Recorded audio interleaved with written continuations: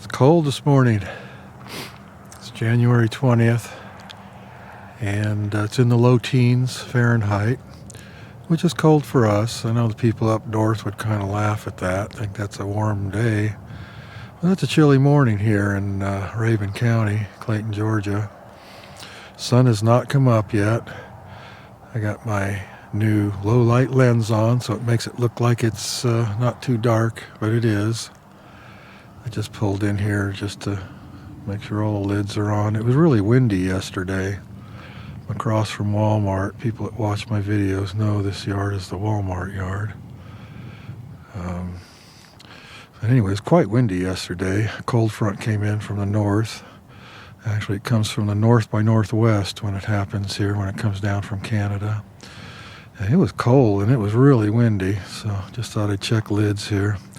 Looks like everybody's got their lids on. We had these lids off a few weeks ago. We were giving everybody sugar patties, and once you crack those lids in cold weather, they don't really stick again. Of course, we put a brick on top, and that helps. I was in here yesterday morning with the camera before the real cold came in, and took some pictures, said a few things, but the wind was quite strong, and the sound was terrible. I did not have a windsock on my microphone. Might put some of that footage in here and dub the sound or something. But these are and then tonight's supposed to be colder. It's going to be in the single digits tonight, Fahrenheit. And if we have a lot of that, an extended period of that, that's when we lose the small colonies. The small ones succumb in that kind of cold weather. People think they freeze to death. In some cases, they just starve to death. Small clusters can't move when they're tightly clustered in cold weather, and sometimes they can starve with food just an inch or two away. The big clusters can kind of move a little, even though you can't see the cluster moving. It can and it will move very slowly, but the small clusters can't do it if it's too cold. Anyway, everybody looks good here. I'm looking forward to spring already, getting tired of the cold. When I was a young man, I spent a lot of time in cold weather, and it was okay back then, but these days I just rather not deal with it. I'm looking forward to spring.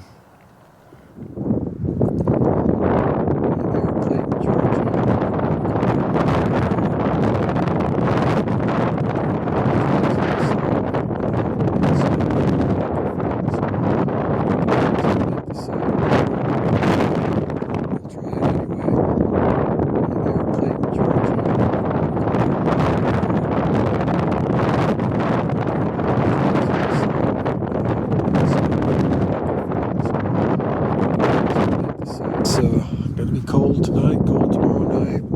Single digits. That's pretty cold for us, especially if it gets windy like this. So, nothing like those guys up north have. They'd probably just laugh at our temperatures, but single digits is cold for us. I'm going to just pop a couple lids here. Some of these colonies are a little on the small side. Let's see, just kind of curious what they look like. We put entrance reducers on these things. We just took a strip of 3/8 by 3/4, took our entrances down to about 1.5 inches. This is a very windy location, so I don't do it to all our colonies, but whenever I think they're going to be in the wind, I will bring that entrance down to something. Let's see what we got in here. I haven't looked in here in a while, not sure what to expect. Okay. Sugar patty.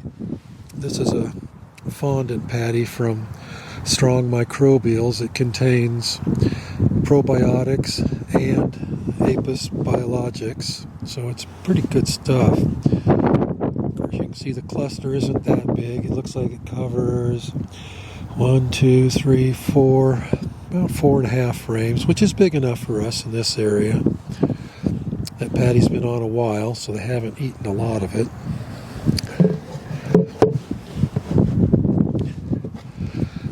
Brick on the lid to keep the lid from blowing off in the wind. I know there's a few small ones in here. That looks a little bigger. They're chewing on that patty. Nice to see this many bees up there in this real cold. Well, sugar patties also absorb condensation too. Believe it or not, they'll actually help keep your colony a little on the drier side.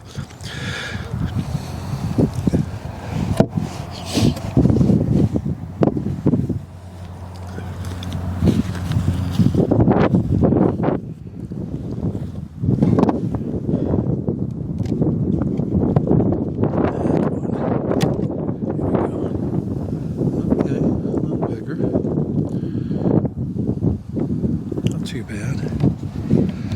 I never have big clusters like some beekeepers do. It's because of the type of bees we keep. We have Caucasian / Carniolan with a teensy bit of Italian mixed in because we do open mate with whatever's in the neighborhood. And even when we try to really concentrate our bees, we still get a little bit of remnants from other people.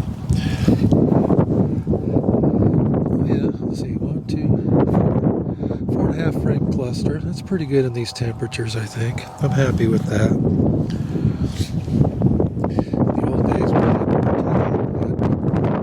more common to see something like 6, 7, 8 frames, but that's okay.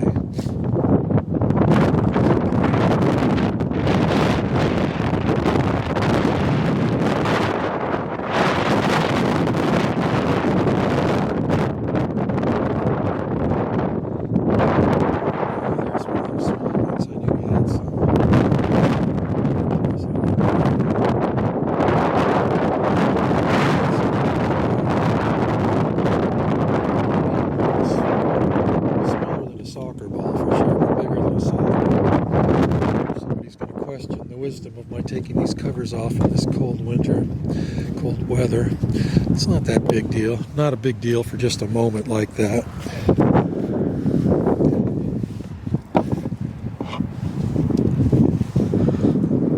Come on, there we go.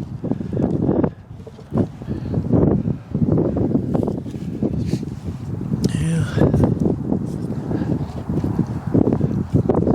Oh yeah. Okay. Feel okay about that. I don't know if there's any eggs yet. There might be a few eggs. Today's date is January 19th. There's been 0 pollen coming in, of course. These Caucasian Carniolans are more stimulated by incoming pollen than anything. They don't just necessarily fire up because the days are getting longer. I know some of these colonies are a little light too. We might be feeding some dry sugar at some point in the near future. A couple more and then I'll leave them alone. Can't help it. Just gotta check. It's like my babies, you know.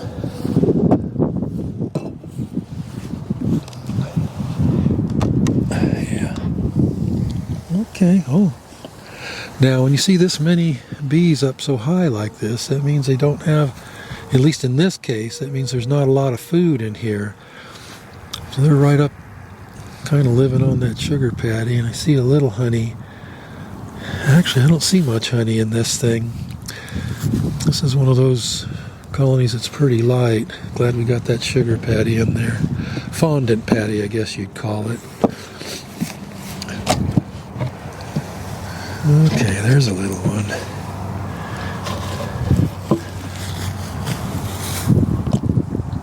Well, not so little. Kind of fooled me. I'm just not seeing the little ones. It's good.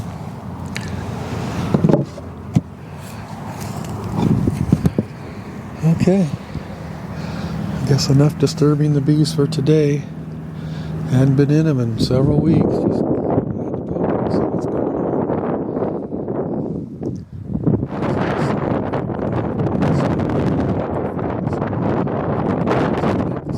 about this new table saw a little bit. This is really cool. This is brand new to us.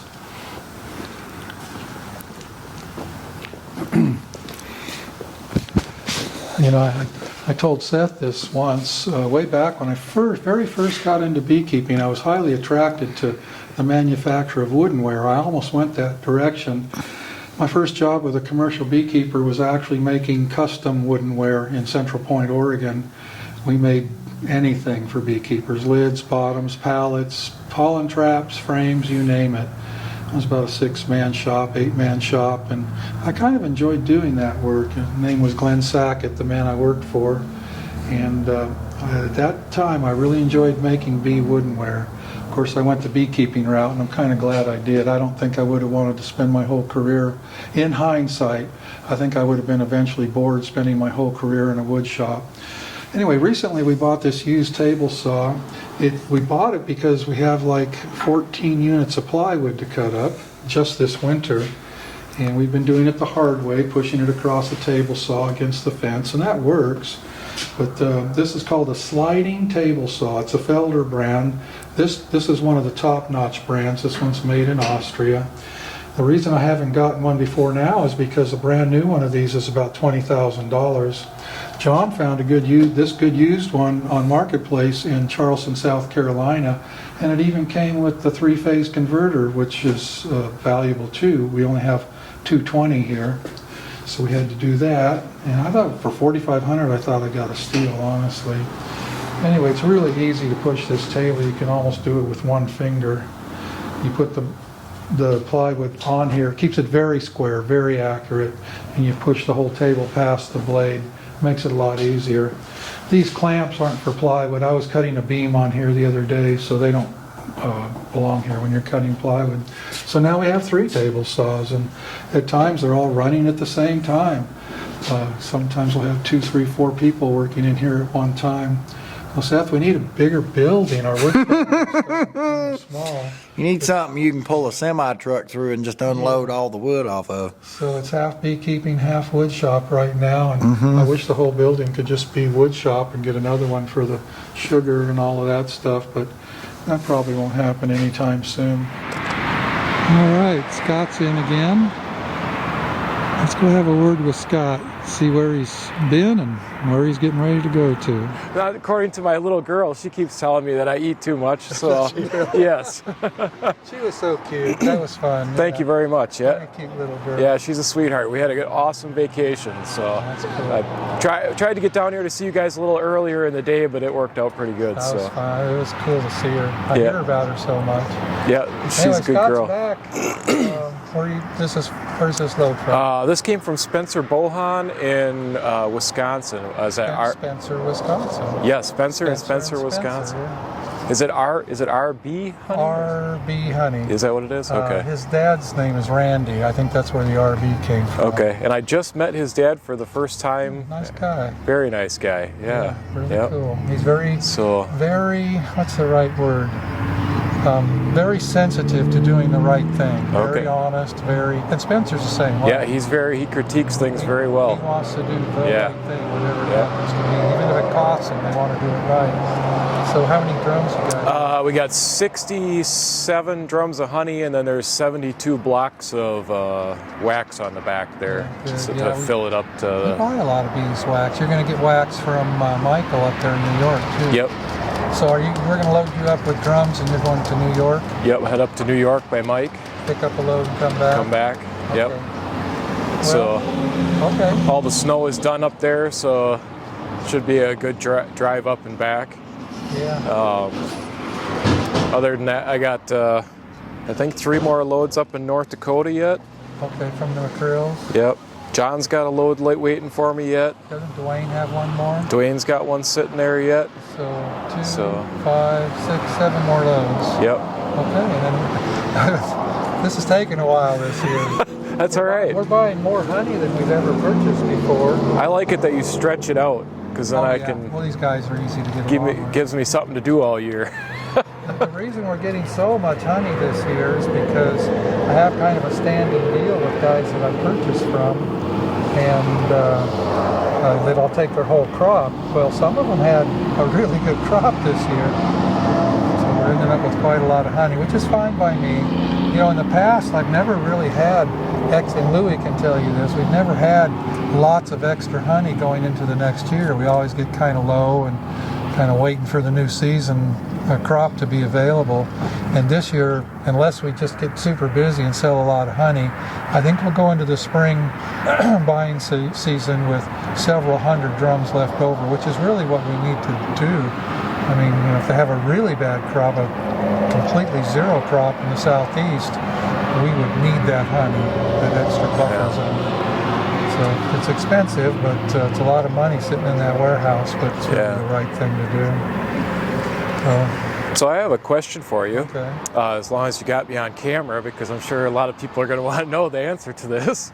I visited some friends in Florida that last week on vacation, and they asked, do you guys ship honey? Like if someone would buy it, purchase it from your website or in your store here, can you guys ship it to Florida to their house? Oh, absolutely. We do it all the time. Do it all the time. Okay. Yeah, they can order on the website or they can call the store. Okay. Probably the best way is to call the store. That way the girls can, talk to them about possibilities and different choices. Different the flavors. website doesn't have every single thing we have in stock on it. It will in the future. In fact, Rebecca's here today working on the new website. That's going to be up hopefully within a month or two, and it's going to be a killer website. Great. I can tell she's doing a really good job.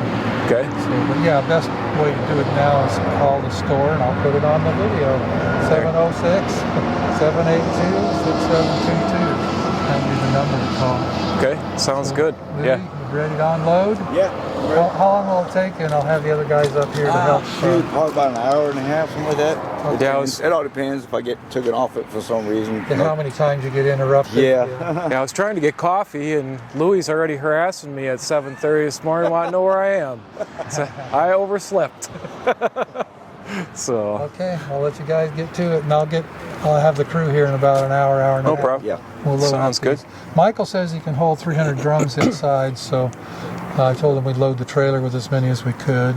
264. Yeah. Okay. So. And Michael's one of those guys that's trying to do a very, very good job. So Yeah. don't send him any iffy drums. Send him the good stuff. Okay, most of all are pretty decent. Yeah, I know you do a good job of calling out the garbage. And like I often say, I don't care if they look like they come over on the Mayflower. If the inside's good, I'm good. That's right. Yeah. Nice.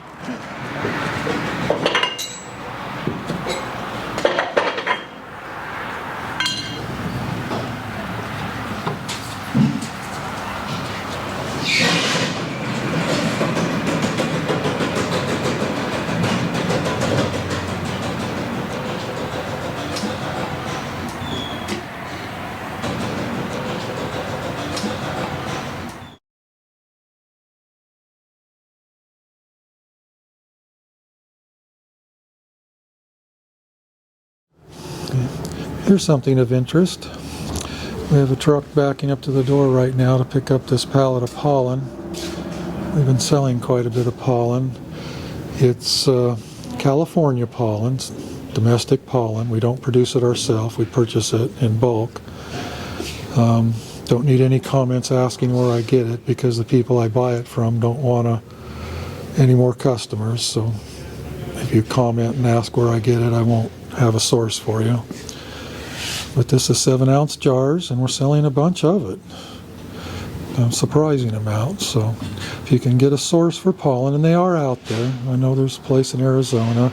Never dealt with them. If you can get it and offer it, pollen's a pretty good seller. Just a thought.